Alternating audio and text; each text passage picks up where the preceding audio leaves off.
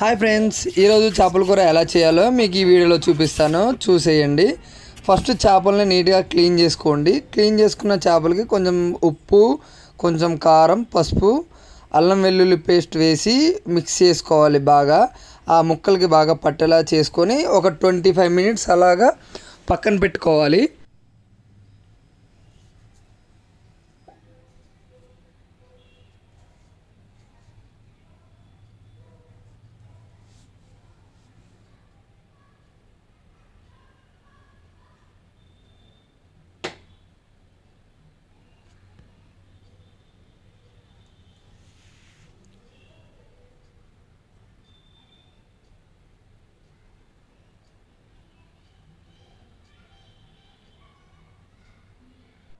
ఈ చేపలకు తగినంత టమాటా, ఉల్లిపాయ తీసుకొని కట్ చేసుకొని వాటిని మిక్సీ పేస్ట్ పట్టుకోవాలి.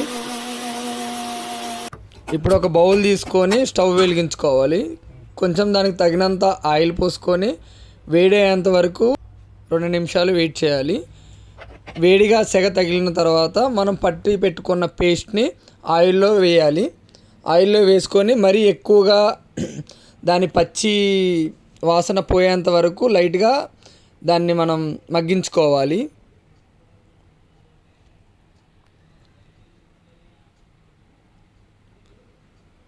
చూస్తున్నారుగా, లైట్గా మగ్గుతుంది కదా. సో ఇప్పుడు ఎక్కువగా మగ్గకుండా మన గరిటెతో కొంచెం తిప్పుకోవాలి.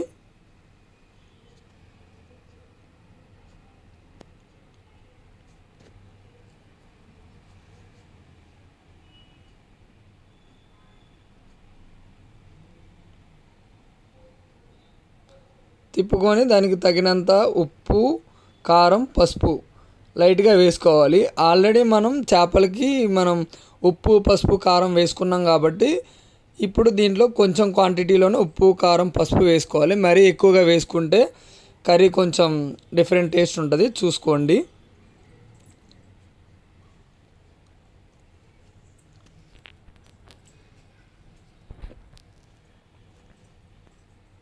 వేసుకున్న తర్వాత కొంచెం తిప్పుకోవాలి.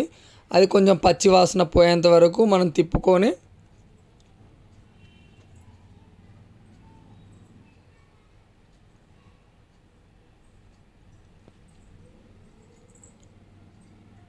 కలిపి పెట్టుకున్న చేప ముక్కలను ఒకటి ఒకటిగా అందులో పెట్టుకోవాలి. అన్నీ ఒకేసారి పడేయకండి, మరి బాగోదు.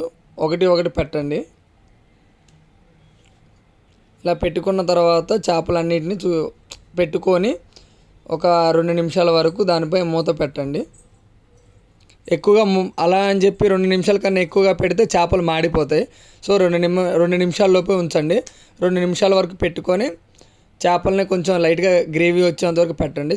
చూసారు కదా, 2 నిమిషాల వరకు ఉంచి చేప ముక్కలు అలానే ఉంటే అవి మాడిపోతాయి. వాటిని జస్ట్ లైట్గా కదిపి పెట్టండి, జరపండి. ఇలా జరుపుతున్నాం కదండి, సో ఇలానే జరపండి.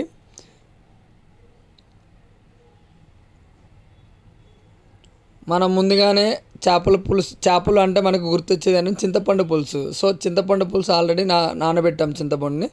సో చింతపండు వాటర్ని కొంచెం దానికి తగినంతగానే, మరీ ఎక్కువగా పోస్తే పులుపు ఎక్కువ అవుతుంది. దానికి తగినంత క్వాంటిటీలోనే మనం చేపల కూరలోని చింతపండు రసం వేయండి.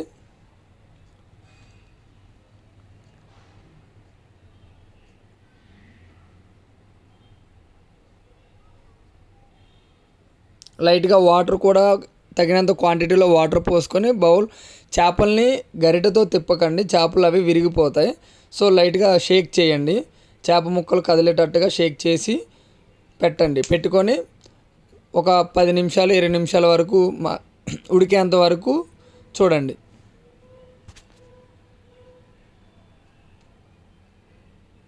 సేమ్ ఇలానే షేక్ చేయండి. మరి ఎక్కువగా ఊపితే కూర కింద పడిపోద్ది, మనం తినలేము. సో మనం తినాలంటే కూరని తక్కువగా షేక్ చేయండి. సో ఇప్పుడు దానికి మూత పెట్టి ఒక 10 మినిట్స్ వరకు వెయిట్ చేద్దాం. సో 10 మినిట్స్ తర్వాత ముక్క ఉడికిందా లేదా లైట్గా చూసుకొని గరం మసాలా పైన వేసుకొని మన అద్భుతమైన ఫిష్ కర్రీ రెడీ అయిపోయింది. సో లైక్ చేయని వాళ్ళు ఉంటే లైక్ చేయండి, షేర్ చేయండి, కామెంట్ చేయండి. మరిన్ని వీడియోల కోసం నాకు ఫాలో చేయండి, సబ్స్క్రైబ్ చేసుకోండి. Thank you for watching this video.